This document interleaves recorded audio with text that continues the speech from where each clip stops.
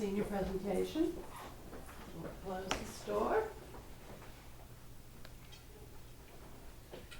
Drippy will have 15 to 20 minutes to do his presentation. We will give him a signal at the end at 15 minutes so that he'll know he needs to wrap it up in that time. After that, we take questions first from the panel and then from the audience. And then everyone but the panel will move out into the hallway. And please don't make Jeffrey stand lonely in the hall while we deliberate. And then we will call him back in and share feedback with him on his presentation. Here you go, Jeffrey. Well, hello. My name is Jeffrey Lipski, and I'm here to talk about my Senior X. As you can see, the title is Insert Title of Book Here. It's kind of a funny way of me saying that I wrote a short story to evaluate what I learned for my Senior X. So I'll tell you a little bit more about myself and my journey into the love of literature. So as a little kid, I used to love to read comics. Comic books were my favorite thing. I remember my dad used to have a huge stack of them in the house, and I used to just sit there and read them for hours. And with my siblings and my cousins and my family members, I used to make up stories, and I used to kind of like fan fiction. I used to do that with the stories I read. And as time went along, I liked doing it. It wasn't just the pictures that really grabbed my attention, it was the words. So I started reading the dreaded no picture books. So once I started doing that, I didn't really mind, because I figured out that instead of seeing the pictures, you could make the pictures in your head. And the way that the author wrote it, it was just kind of helped you make those pictures in your head. So reading became a daily responsibility for me in school, because you have reading class and you have writing class. And although I did enjoy it, I didn't like it feeling like a task. So during high school, I just kind of drifted from that, from the beginning of high school anyway. I drifted from that and tried to find other hobbies, something that I wasn't forced upon doing. And so later in life, actually last year and this year, I got back to it. I don't remember how. I just picked up a book one day, and I enjoyed doing it again. So I started delving into more complicated books. Books like The Great Gatsby, Catcher in the Rye, Don Quixote. Actually, I read Don Quixote when I was a kid in the Spanish version, so that wasn't very fun. But I started reading these, and I started noticing little things, just kind of the way these books connect to real life. And the way the authors wrote it made me feel that it was something I wanted to do. I wanted to write, and I wanted to make these stories that lasted for centuries.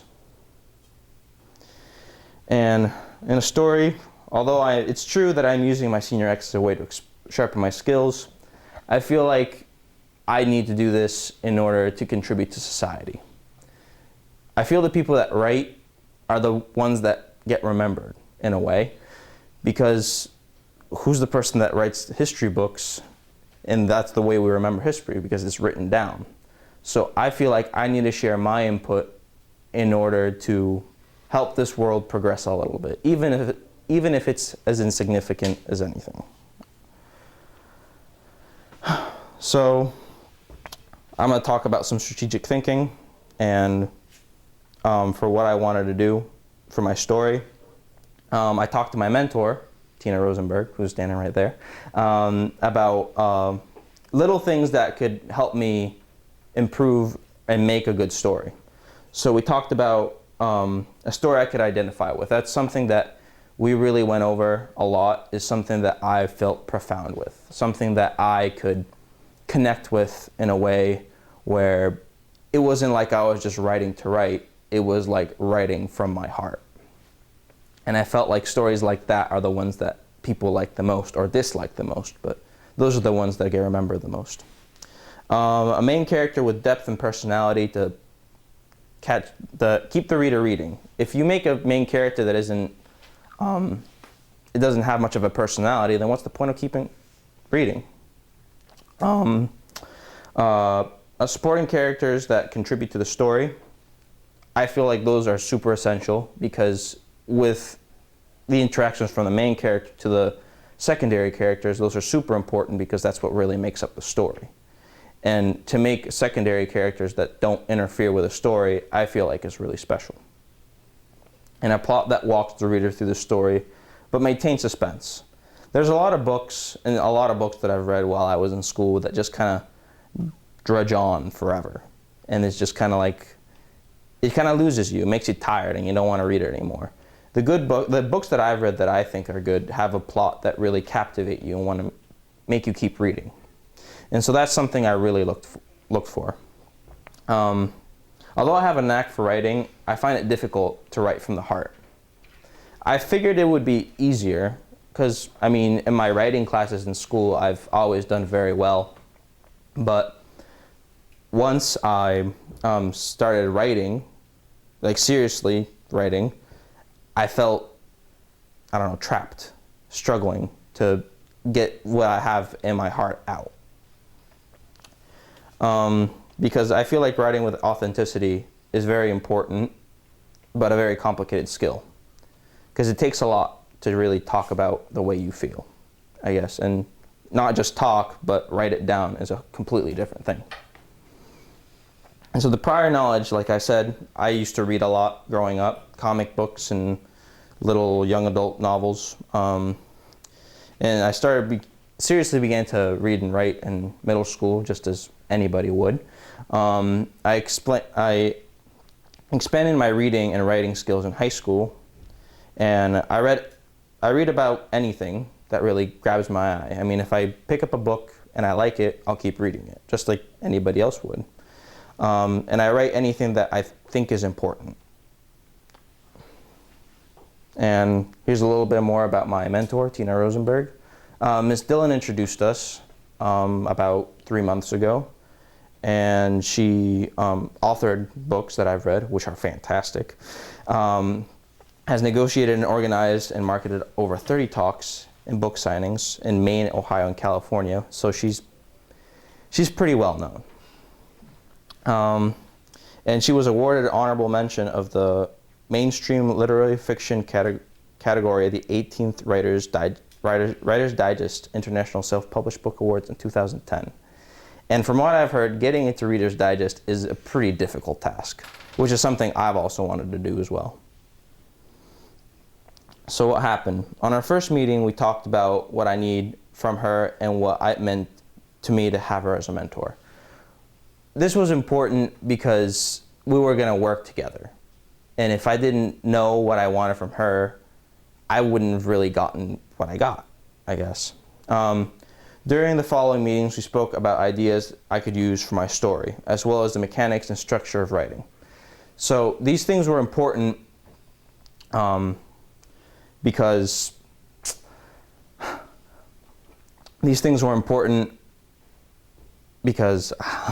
anyway, let me skip to the next point. We also got connected over topics over unrelated to writing. We talked about things that anybody would talk about: love, hate, anything that has to do with humanity. Like, I feel like we talked about these things in order for her to get to know me a little bit as a writer and to reinforce my thoughts of myself as a writer. And once I knew these, and we talked about them, and I knew what my thoughts were about it, but talking about these again really helped me solidify the ideas I had about these topics. So here were the topics that we talked about: love, hate, college, expectations, relationships, fidelity, broken homes, alcoholism, socioeconomic inequality, failure, and anxiety. These are a lot of things that in my life, they're very prevalent because I'm a young adult going into college, and I feel like these are the types of things that I should know most about in order to write intelligently about them. And since I feel more connected towards them, I feel like I can write a better story out of it. Here's a little bit of the things that I did on writing. For a large portion of the time, I couldn't get a good draft done because of my perfectionist nature. I have this problem, and I've had this problem for a long time, where I can't write anything that isn't perfect.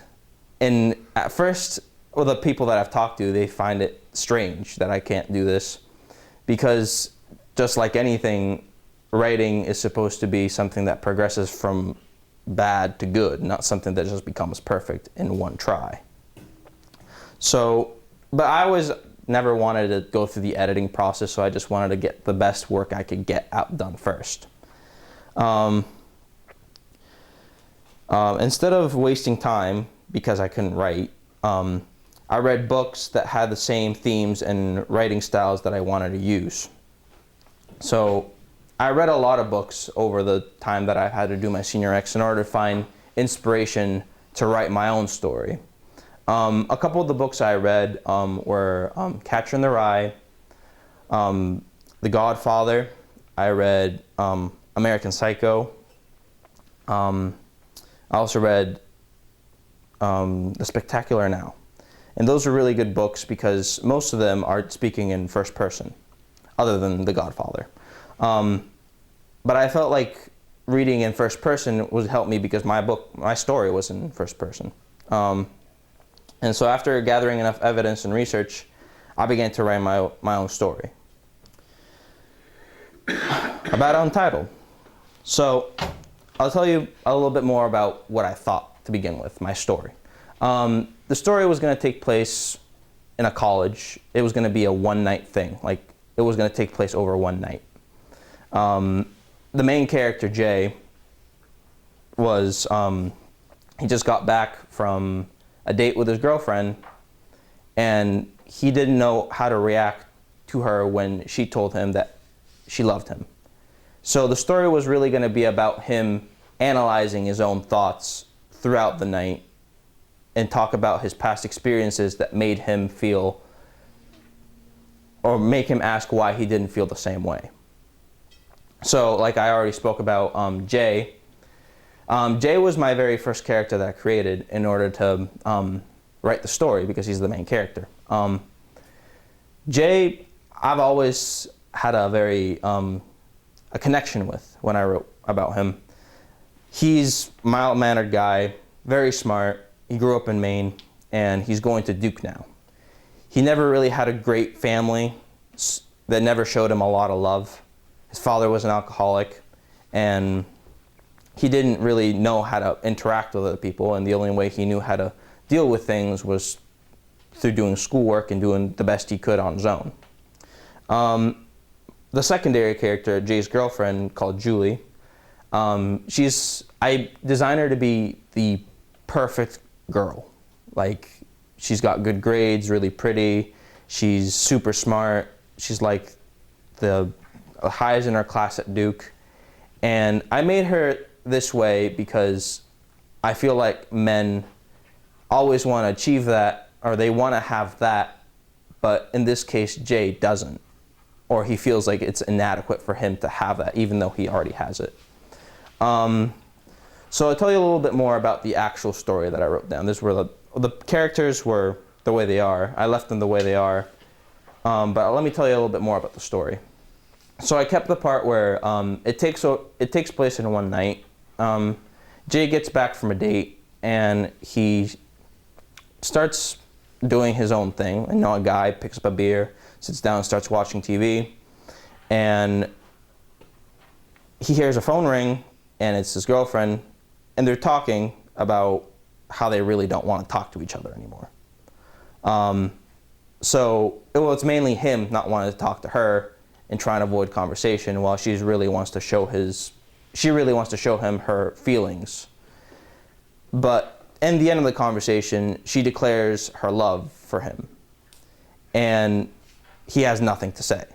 He sits there and has absolutely nothing to say, and she starts crying. It's a mess, and he hangs up because he doesn't know what to do. During the middle of the story, I talk a lot more about Jay and his background. We talk about how Jay grew up in an impoverished family, and how his father was an alcoholic but really cared about him, and his mother cheated on our father while they were young. And so that really screwed with his mentality towards women. So because he really did not like the fact that his mom and his dad broke up.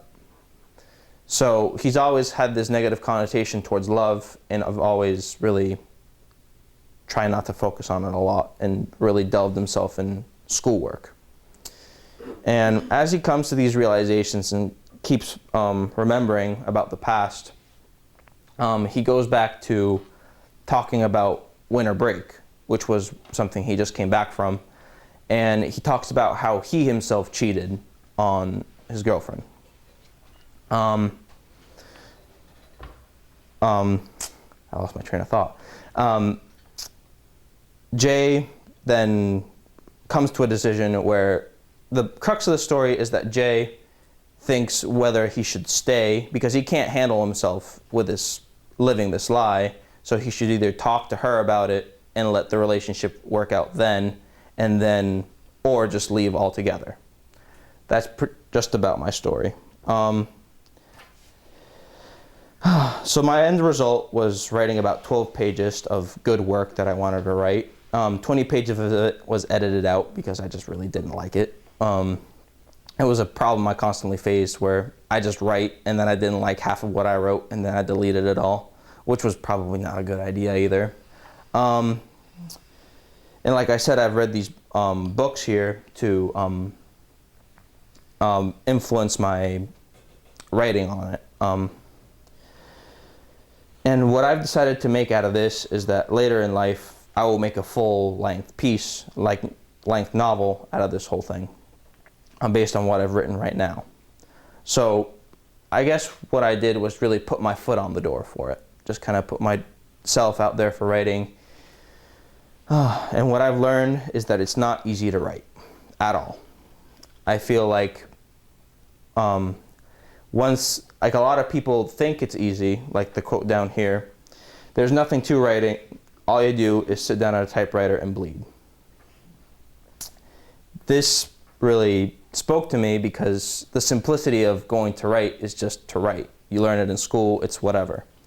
But then when you really write, it's something that comes out of your heart, metaphor to the blood.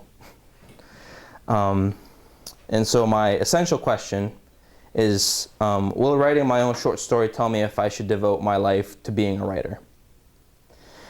My answer is absolutely. Even though it did take a long time for me to actually start writing, and even though it took me a long time to really look inside me and find something that was truly worth writing, I totally think it's okay for me to start writing. I feel like, I think I'm pretty good at it, and like I said, I feel like it's my job as a person to really express myself through writing to the world. Where do I go from here? I'll publish my novel. I'll try to find writing competitions to put my name out there. I'll keep reading books. Stephen King once said, if you don't have the time to read or you don't have the time to write, they have no tools to do it. And what I want to do at the end is just kind of get my 10,000 hours. It's a metaphor to just keep practicing until you succeed. The 10,000 hours is the time required to become a master. So I'd like to give my thank you. Thank you, Tina Rosenberg, for your help and aid through this entire journey of mine. My teachers who couldn't be here at the moment because they're doing their own paneling. Especially a special shout out to Mr. Keith Eaton and Christian Collins for really helping me bring me back to the world of literature and my family and friends. Thank you.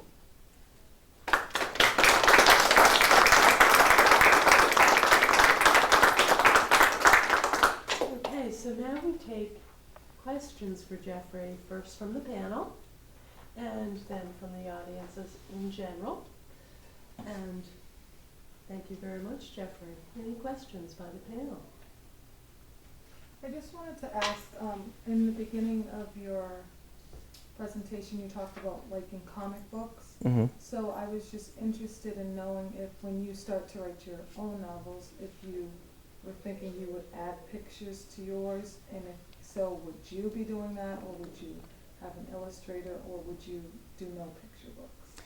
Well, I guess like the very first idea for a story I had, like my very first idea, what was it, last year I had it, was to have kind of like a comic book, but I can't draw worth my life, so I would have to get a, I've been looking for an illustrator for that, but yet I have no luck. But since I can't really spend too much time, I mean, I've already written the story out and stuff like that, so I'll just have to get into the drawing aspect of it. So rather than waiting for that to happen, I felt like I should write a story with no pictures, just a normal novel, and just kind of spend my time practicing my craft doing that.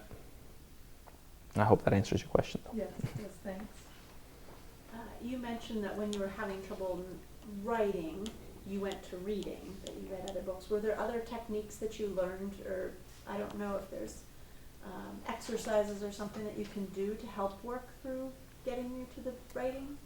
Well, the reading certainly helped a lot. I feel like that was just kind of, instead of really just sitting there doing nothing, I felt like reading would totally help me come up with ideas in order to write something clear and cohesive. But another thing that I talked about with Mr. Eaton, I showed him my story, and he just told me, just don't worry about it and just write. Like I did that, and that's how I wrote out my first draft with the 20 pages. But when I do that, I just write, and some of it doesn't make sense, and like I said, I have trouble with this perfectionist part of myself, and even though I try to ignore it at that point, it's just when I rewrite it, it's just like, oh, it's just awful to reread. But it helps just getting ideas out there to just write. What are you going to do while you wait to write the great American novel? Could you repeat the question? What are your plans going forward? Because I mean, you've got to support yourself. Right. I mean, I'm already enrolled in a university. I'm gonna major in communications and specify in journalism. Because I mean, although I wish I could just pump out books and make money out that way, I felt like through journalism I could like learn different stories from different people and also practice my writing at the same time. So I felt like that would be the best way for me to go. When you write, do you prefer to write on paper, or do you? I like typing. Mm-hmm. Sometimes I don't know how to read my handwriting because it's awful. So I try to stay away from that, because sometimes I get and when I get really excited, I just start jotting down things. And then when I'm thinking, oh, what's that thing I wrote, and I read back to it, it's just like atrocious and I can't even understand. I was like, I should probably type that. So when you have that really messy, horrible free write first draft, are there pieces of that you can glean for your next draft? Do you usually find you have some remnants in there that are worthwhile, or does it mostly stir your mind, or both? What was it with the stuff that the first draft that I wrote, I was just so repulsed by what I wrote that I just deleted it all. But there were some ideas that I kept in my head. It's just the majority of the story was in my head already. Mm-hmm. It's just that I wasn't communicating it the way that I thought I would. Mm-hmm. And so that's why I was just kind of repulsed by it. And when I come up with an idea, like I write it down on the side just so I don't forget it. Mm-hmm. Mm-hmm. You have sort of a bank. Right. Yep. And like, even though I'm writing, I try to incorporate the ideas I come up with rather than just kind of having an idea while I'm writing and then writing it in. I try to figure out a way that it would logically fit into the story Mm-hmm. without it seeming out of place. Mm-hmm. Did you get any techniques or ideas from your mentor about how to not be so hard on yourself when you write? Well, I mean, what she told me mostly is just to stop being so hard on myself. But I mean, it was definitely hard for me to stop doing that because I try to reach for the best I possibly can, even though that's probably like the thing that I struggle with most in writing.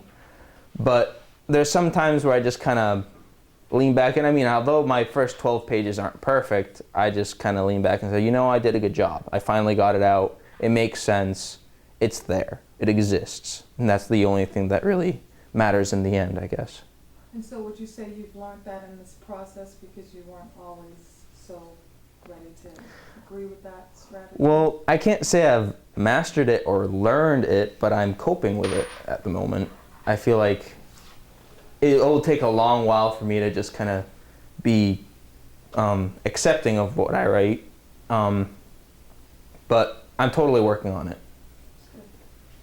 How do you handle criticism? I mean, if you're gonna publish a novel, you're gonna go through the editorial process repeatedly. Right, I take criticism super well. I criticize myself all the time, so I just like having other people to criticize me as well, to just find the little kinks in the story, just so I can make it the best I can possibly do it. Do you blog? I don't blog. I've been meaning to, but I just don't know what to blog about.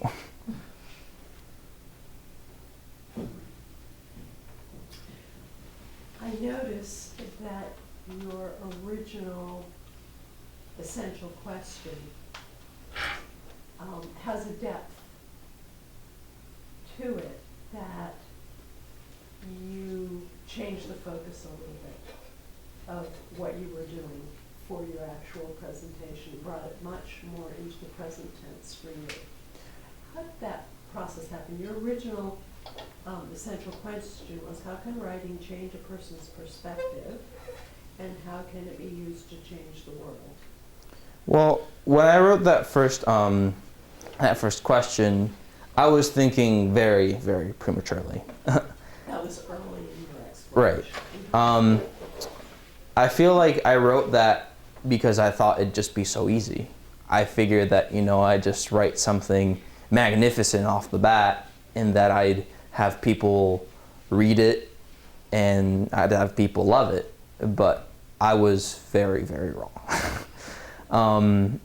So I just, instead of making it something what other people think of my writing, I felt like it would have meant a lot more to me if I figured out what my writing meant to me. So instead of just kind of trying to look outside, I try to reach within in order to make a better product. Are you writing for yourself or for others? Well, most of the time, like this story in particular, I've been writing a lot to myself. It's not ready for others. But I'm trying to make it as clear and cohesive so that other people can write it. I mean, other people can read it and understand what I'm saying. Is Jay based on you? I guess it's kind of based in my, like, the not so nice part of me. Just kind of like my alter ego, I guess. So just kind of based on the impure thoughts that people have, and just, I mean, the point of the whole story was fidelity, which was the main theme of the story. And I felt like that was something that I think is really important, because in our generation, I feel like that aspect is just kind of going away. So I feel like even though Jay participates in infidelity, I want him to realize, just as I would want anybody to realize, to just kind of come to terms with it and be honest about it at least, or just kind of stop bothering the person you're with. Not to live in a relationship full of lies.